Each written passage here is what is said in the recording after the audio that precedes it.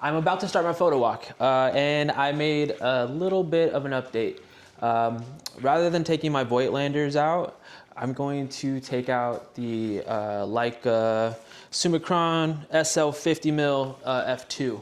And the reason I'm doing that is just because I kind of want to give this whole system the best chance at working. So I'm putting everything native I have on it: the viewfinder, the lens, the body, and then even the strap is Leica. So I'm going for the full Leica experience on their APS-C Leica TL.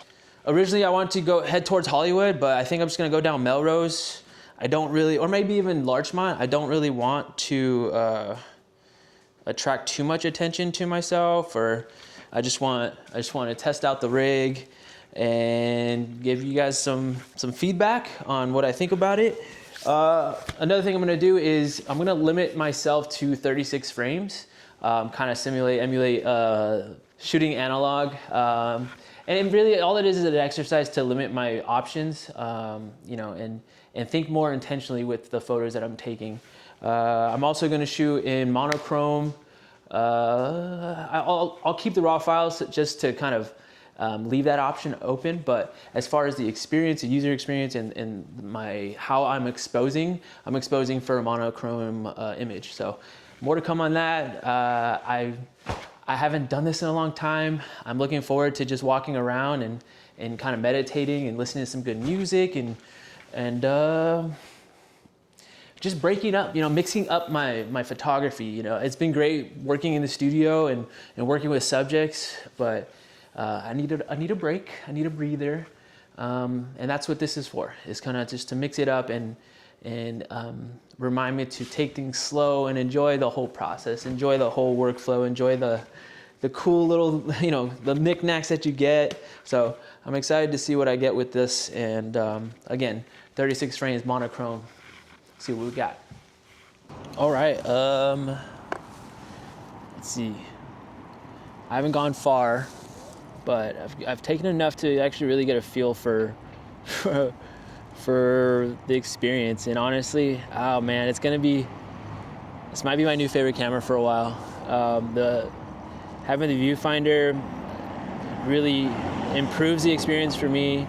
I like, you know, this camera has a 16 megapixel processor, and there's a unique quality to the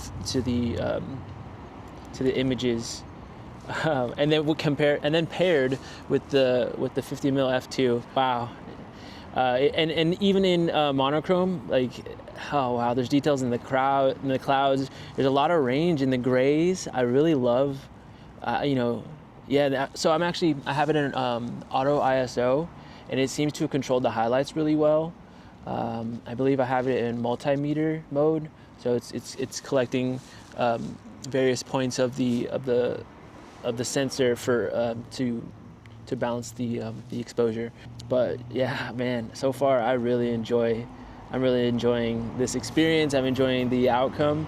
I know it originally said 36 frames, and then that would be my cap, but I'm just having too much fun, and really setting a goal like that was really just to get me out and get me excited about completing something like this. So, and I'm even remembering to take a moment to talk about it. So I think so far, I think this is encouraging. This makes me want to keep walking and see what else I could do with this. You know, I did end up bringing my 24mm, so that'll be about a 38, 37, 36. I guess you could call, let's just say roughly 35mm equivalent in full frame with my 24mm. I don't think I'm going to test the video because I want to kind of take as many photos as I can. I have two fully charged batteries, so it's about 4:30. The sun will probably set around 7, so you know, it's a lot of sunlight. It should get pretty dramatic, even though it's overcast. I should get something, but yeah, I'll continue down Melrose and then eventually head up to Hollywood Boulevard. But yeah, so far so good. I don't know why it just occurred to me, but I've been really clumsy lately. And I don't know what I saw yesterday, but basically it was just a friendly reminder to slow down. yeah, and I guess even saying it now, I feel it throughout my day. I feel it as I speak. I need to slow down. I'm honestly, I don't understand why I have this urge to constantly move, to go a mile a minute, to speak without thinking thoroughly. So my goal for today, the rest of the week, as long as I can, slow down my process, slow down the way I speak, slow down the way I move. That's what really connected the most for me is, the amount of times I drop things, the amount of things I turn too quickly and knock something over, the amount of times I walk into walls, the amount of times I hit my head. And it's clear, it's very, very clear to me now. I don't know why, but it's because I have that compulsion to move so quickly and so rapidly. I really want to wrap up this video of my photo walk that I started yesterday. And the purpose of the photo walk was to test out the new addition to my Leica TL, and that's the Leica Visio Flex. I believe that I'm done with modifications to this camera. I'm done with my daily carry, heading out the door kit, something that I could leave this camera in my Oberworth bag, and then just that with with my Nano, and just walk out the door and be prepared for something creative. Not really anything specific or remarkable, but just because I hate being without my camera, and I never know when the urge to be creative is gonna come. So I have the photos out in front of me. We'll start there. Rather than show every single frame that I captured yesterday during my photo walk, I decided to pick 4 of my favorite that really demonstrate why I'm so impressed with this camera.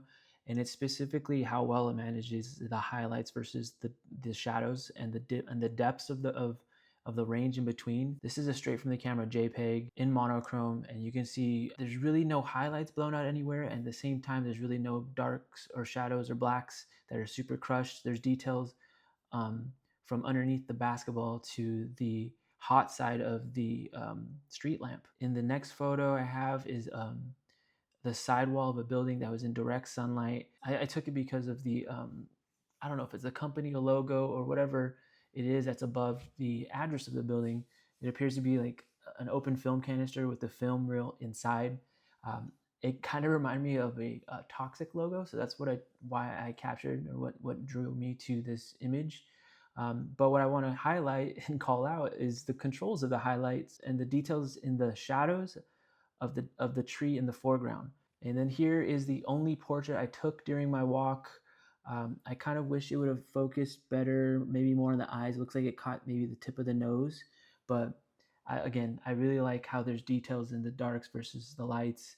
And I like how even in the reflection of the sky in the storefront window, that it probably wouldn't take much if I wanted to bring up the shadows or add some clarity so you can see more of the clouds in the sky.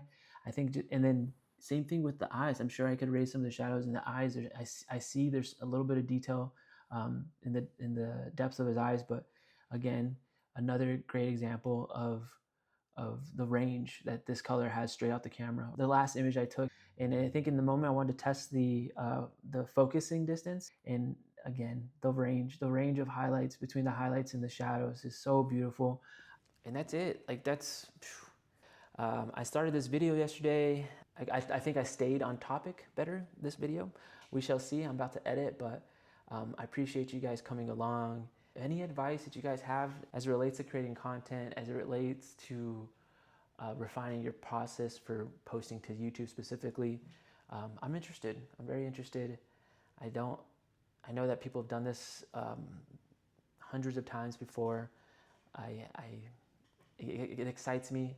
I have fun doing it, and I hope that you guys enjoy watching. That's it for now.